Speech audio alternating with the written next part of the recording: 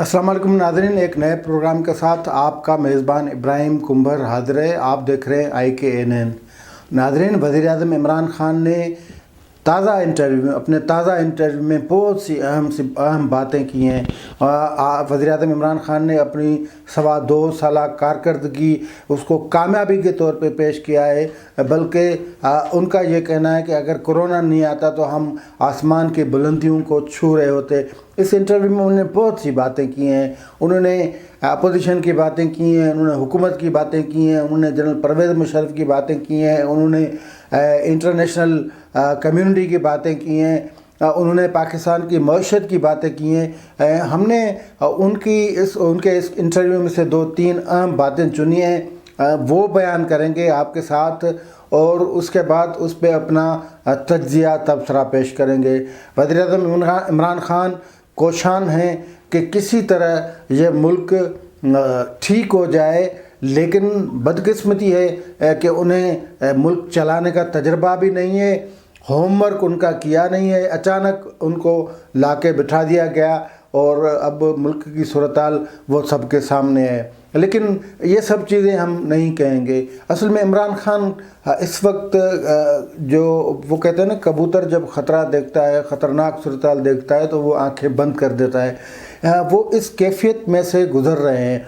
न फ़कत वज़ीर-ए-आज़म इमरान खान, लेकिन उनकी पूरी कैबिनेट, उनके तमाम तर्जमान व मुशीरान जो भी हैं, वो इस सूरत-हाल को भांपने, इस सूरत-हाल का नतीजा अख़ज़ करने की ज़रूरत महसूस ही नहीं कर रहे हैं। वो समझते हैं कि जो हम कह रहे हैं वो ठीक है, हालांकि वो अलग चीज़ थी। वो उनको जो समझाया गया था, सिखाया गया था, उसका दौर चला गया है। वो दौर इसलिए चला गया कि एक तो उनकी पटारी से फ़कत नाकामियाँ निकली हैं, उनके पल्ले फ़कत नाकामियाँ पड़ी हैं। तो अब इतनी नाकामियाँ हो गई हैं कि ये मुल्क और ज़्यादा नाकामियों का बोझ बर्दाश्त नहीं कर सकता। दूसरी बात यह कि अब फ़कत वो जो हुकूमत इमरान खान PTI उसकी नाकामियाँ नहीं, लेकिन अब वो नाकामियाँ गिनने जा रही हैं, दूसरों के खाते में जा रही हैं। तो जो दूसरे हैं वो भी बात को तो समझ गए हैं, इसलिए तो उनको बड़ी हाल ही में ज़बरदस्त किस्म की प्रेजेंटेशन दी गई कि भाई सूरत-हाल जो है ना, वो कोई इतनी आइडियल नहीं है जितनी आप समझ रहे हैं। सूरत-हाल बहुत ख़तरनाक है, बल्कि उनका ये कहना था कि हमने इस सूरत-हाल को कंट्रोल किया है। वाकई उन्होंने ही कंट्रोल किया हुआ था, क्योंकि जब वो ये पब्लिक निकलती है ना, फिर ज़ोर किसी का भी नहीं चलता, और ये पब्लिक का जो फ़ैसला होता है वही हतमी फ़ैसला होता है। हम पहले भी ये कह चुके हैं कई प्रोग्राम में। खैर, ये बातें सब अपनी जगह। हम बात करेंगे वज़ीर-ए-आज़म इमरान खान के इस इंटरव्यू की जो उन्होंने ये आज दिया है। वज़ीर-ए-आज़म इमरान खान ने बाकी तो तमाम बहुत सी बातें की, लेकिन उन्होंने एक तो लाहौर जलसे के हवाले से बात की है, जिसमें उनका कहना है कि लाहौर जलसे की इजाज़त हम नहीं देंगे, और उससे आगे उन्होंने कहा कि हम रोकेंगे भी नहीं। ये तो हम कह रहे हैं कि हुकूमत की जो पॉलिसी है लाहौर के जलसा या PTM के जलसा रोकने के हवाले से, वो न फ़कत मुबहम है, मिस्टीरियस भी है, लेकिन मुतनाज़ा ज़्यादा है। क्योंकि एक तरफ एक बात है कि हम वो जलसे को नहीं रोकेंगे, लेकिन रोकेंगे भी सही। वज़ीर-ए-आज़म आज उसी मुबहम पॉलिसी का ऐलान वाज़ेह लफ्ज़ों में किया है, और वो ये कि लाहौर जलसा हम रोकेंगे और रोकेंगे भी नहीं। मतलब लोगों को नहीं रोकेंगे, लेकिन ये जो टेंट देंगे, कुर्सियाँ देंगे, जो डेकोरेशन देंगे, जो लाउड स्पीकर देंगे, जो DJ भट्ट टाइप लोग होंगे, उन पे FIR दर्ज करेंगे, उनको नहीं छोड़ेंगे। आप वज़ीर-ए-आज़म का लेवल देखें, और आप पकड़ किसको रहे हैं? वो जो दिहाड़ीदार मज़दूर हैं उनको पकड़ रहे हैं। एक तो बात ये। दूसरी बात, इसका हम आगे चल के इसका भी जवाब देते हैं कि ये किस तरह इन्होंने फिर अपने ज़माने में क्या किया था। अच्छा, दूसरी बात उन्होंने की है कि ये जो परवेज़ मुशर्रफ ने इनको NRO दिया था 2 पार्टियों को, यानी पीपल्स पार्टी और नून लीग को, इसलिए ये कर्ज़ चढ़ गया है, मुल्क पे कर्ज़ा बढ़ गया है भाई। قرضہ بھائی بڑھ گیا ہے. مشرف کے دو پیپلز پارٹی, آپ معاشی تھوڑا ریکارڈ تو نکالیں نا پیچھے والا. زرداری کے دور میں قرضہ $5 ارب بڑھا تھا, نواز شریف کے دور میں $10 ارب بڑھا تھا. آپ کے یہ 2 سال ہوئے اس میں آپ کا کتنا $20 ارب سے بھی زیادہ تجاوز کر گیا قرضہ.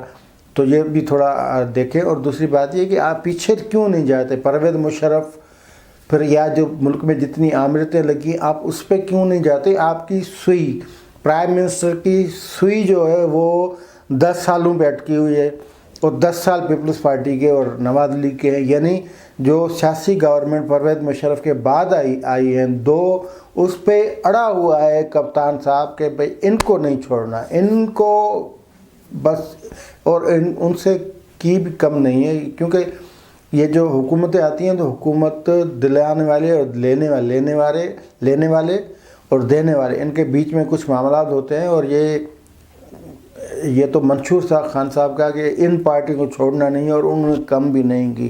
بہرحال ان کا کہنا ہے کہ پرویز مشرف نے NRO کیا لیکن میں NRO نہیں کروں گا, اور اس سے بڑی بات جو کی ہے وہ زبردست ہے. اس کے آثار نظر آ رہے ہیں, اور بھانپ گئے ہیں میرے خیال میں وزیر اعظم صاحب کے. اب صورتحال ایسی ہے تو بہتر ہے کہ بات پہلے کی جائے, اور بہانہ بنایا جائے یہ کہ میں نے NRO نہیں دیا, کرسی چھوڑ دی. تو وزیر اعظم نے اپنے انٹرویو میں یہی کہا ہے کہ میں NRO نہیں دوں گا اپوزیشن کو, اگر کرسی چھوڑنا پڑی تو چھوڑ جاؤں گا. یہ بات نوٹ کرنے جیسی ہے, کرسی چھوڑنا پڑی تو چھوڑ جاؤں گا لیکن NRO نہیں دوں گا. ہم اپنی بات NRO سے شروع کرتے ہیں. جتنے بھی پولیٹیکل فرم رکھتے ہیں پاکستان کے لوگ, پاکستانی سوسائٹی کے لوگ, انہیں پتہ ہے پاکستان میں سب سے زیادہ جو حکمرانی کی ہے وہ آمروں نے کی ہے.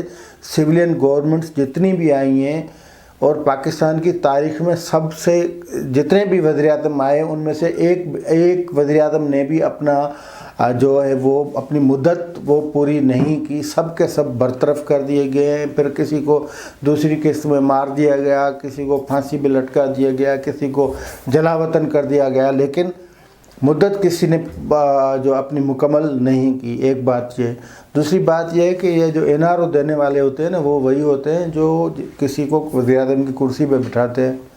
اب وزیر اعظم کی کرسی پہ جب کچھ قوت رکھنے والی سیاسی قوتوں کے جو سربراہ ہیں ان کو بٹھاتے ہیں تو وہ کچھ نہ کچھ بارگیننگ بھی کرتے ہیں. لیکن خان صاحب کا ایشو تو ہم اب کیا کہیں, ہمیں تو پرویز مشرف نے ایک انٹرویو میں بتا دیا تھا کہ جو عمران خان نے 2002 والے الیکشن میں کہا تھا کہ بھائی میں تو آ رہا ہوں, مجھے 100 سیٹیں دیں یا 90 سیٹیں دیں. تو ہم نے اسے کہا تھا کہ آپ کو 15 دے رہے ہیں, اس پہ نہیں قبول ہے. یہ تو 2002 والی الیکشن سے. اور پھر ڈاکٹر شیر افغان میں قومی اسمبلی, ڈاکٹر شیر افغان نے جب وہ پارلیمنٹری منسٹر تھے پرویز مشرف کے دور میں, یعنی 2002 والی حکومت میں, انہوں نے اعلان اسمبلی میں عمران خان کے سامنے کہا تھا کہ آپ کو پرویز مشرف نے سیٹ دی ہے. یعنی اپنی حکومت, اپنے صدر کے خلاف شیر افغان, ڈاکٹر شیر افغان مرحوم کے وہ لفظ آج بھی قومی اسمبلی کے ریکارڈ پہ ہیں. انہوں نے کہا تھا کہ عمران خان صاحب آپ جو ہماری حکومت تنقید کر رہے ہیں, آپ ذہن میں رکھیں آپ کو 1 سیٹ ملی ہے, وہ بھی پرویز مشرف نے مہربانی کر کے دیے. اس کا جواب کیا تھا؟ عمران خان نے کیا دیا تھا؟ وہ یہ دیا تھا کہ آپ اپنی حکومت پہ دھاندلی کا الزام لگا رہے ہیں تو اس کا مطلب دھاندلی ہوئی ہے. بہرحال یہ تو رہی ماضی کی بات. تو یہ جو NRO والی بات ہے, یہ NRO پہلی بات تو NRO کیا اپوزیشن کیا ڈیمانڈز آپ سے تو کر ہی نہیں رہی ہے نا. اپوزیشن ڈیمانڈ یہی کر رہی ہے کہ بھائی آپ کو جنہوں نے لایا ہے ان سے ہمارا جھگڑا ہے, اور اسٹیبلشمنٹ ساری صورتحال کی جو ڈائریکٹ جواب دہ ہے آپ تو اس میں ہیں بھی نہیں, اور آپ کا تو اختیار تقریباً کئی ماہ پہلے ختم ہو چکے ہیں. آپ تو اب بس سٹیزن پورٹل کا افتتاح کریں, کسی ٹنل کا کریں, کسی پہلے افتتاح ہوئے منصوبے پہ تختی لگا دیں آپ کے اختیارات پہ, اور کچھ بھی نہیں رہا. تو NRO کی بات تو الگ ہے. NRO تو آپ کو خواجہ آصف نے کوئی 6 ماہ پہلے قومی اسمبلی میں ایک تقریر کرتے ہوئے ایک منسٹر کو جواب دیا تھا کہ جو حکومت میں ہوتا ہے اس کو کچھ پتہ نہیں ہوتا, ہمیں پتہ ہے کہ کیا ہو رہا ہے.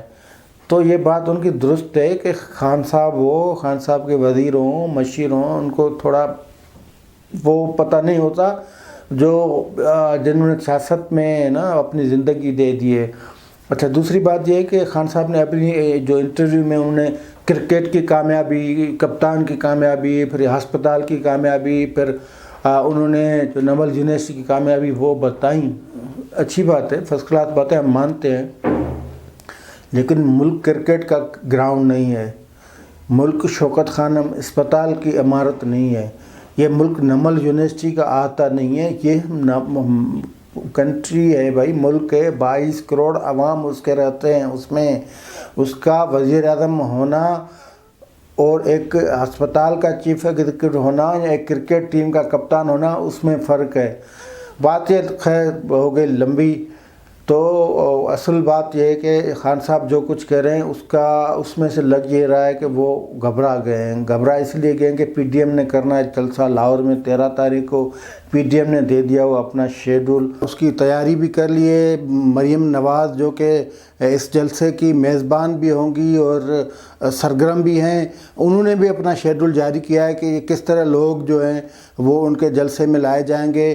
پورے پنجاب، جو لاہور کے ارد گرد کے شہر ہیں، جو پسگردائی کے شہر ہیں، وہاں سے لوگ تیار بیٹھے ہوئے ہیں، تو جلسہ تو ہوگا کامیاب۔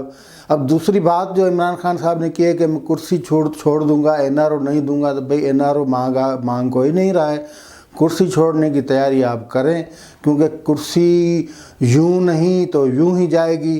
پی ڈی ایم نے بات کرنی ہے، آپ سے نہیں کرنی، پی ڈی ایم نے بات ان سے کرنی ہے جنہوں نے آپ کو لایا ہوا ہے۔